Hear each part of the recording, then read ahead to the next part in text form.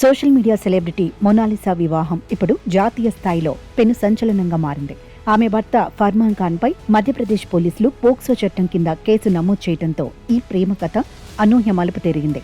మధ్యప్రదేశ్లోని మహేశ్వర్కు చెందిన Mona Lisa social media వేదికగా ఫర్మాన్ ఖాన్తో పరిచయం పెంచుకొని అది ప్రేమగా మారడంతో పెద్దలను ఎదిరించి కేరళకు పారిపోయి వివాహం చేసుకున్నారు.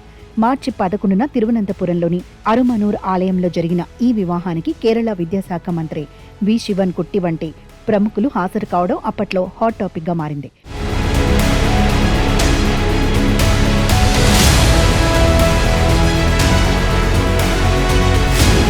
ఇదిలా ఉంటే ఈ పెళ్లికి మోనాలిసా తండ్రి విజయ్ అభ్యంతరం వ్యక్తం చేయటమే కాకుండా ఆమె మైనర్ అని ఆరోపిస్తూ ఫిర్యాదులు రావడంతో అధికారులు రంగంలోకి దిగారు. National commission for scheduled tribes ఈ వ్యవహారాన్ని సీరియస్ గా తీసుకుని లోతైన విచారణ ప్రారంభించడంతో అసలు నిజాలు ఒక్కొక్కటిగా వెలుగులోకి రావడం మొదలైంది.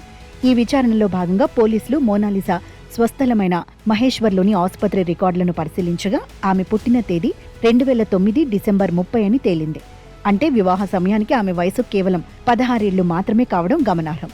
అయితే ఈ ఉదంతంలో నిందితులు చట్టాన్ని తప్పుదోవ పట్టించేందుకు పక్కా ప్లాన్ వేసినట్లు దర్యాప్తులో వెల్లడైంది.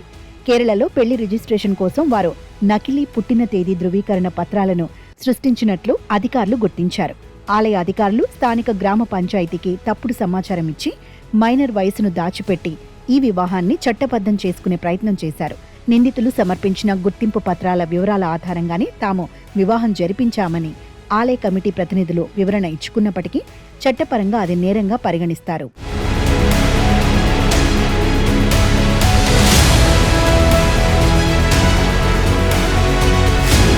వయసు నిర్ధారణ కోసం ఎన్సీఎస్టీ అధికారులు సమగ్రమైన సాక్ష్యాలను సేకరించిన అనంతరం ఫర్మాన్ ఖాన్ పై కిడ్నాప్, ఫోర్జరీ, పోక్సో చట్టంలోని కఠిన సెక్షన్ల కింద ఎఫ్ఐఆర్ నమోదు చేయాలని ఆదేశించారు.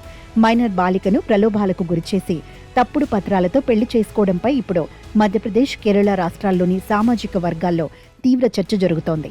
ఈ పరిణామంతో అప్పట్లో ఈ పెళ్లికి హాజరైన రాజకీయ నేతలు కూడా ఇరకాటంలో పడ్డారు. చట్టపరంగా చూస్తే బాల్య వివాహాల నిరోధక చట్టం పోక్సో నిబంధనల ప్రకారం మోనాలిసా భర్తకు కఠిన శిక్ష పడే అవకాశం ఉంది. ఎందుకంటే మైనర్ సమ్మతితో జరిగిన వివాహమైనా అది చట్టం దృష్టిలో నేరమే అవుతుంది.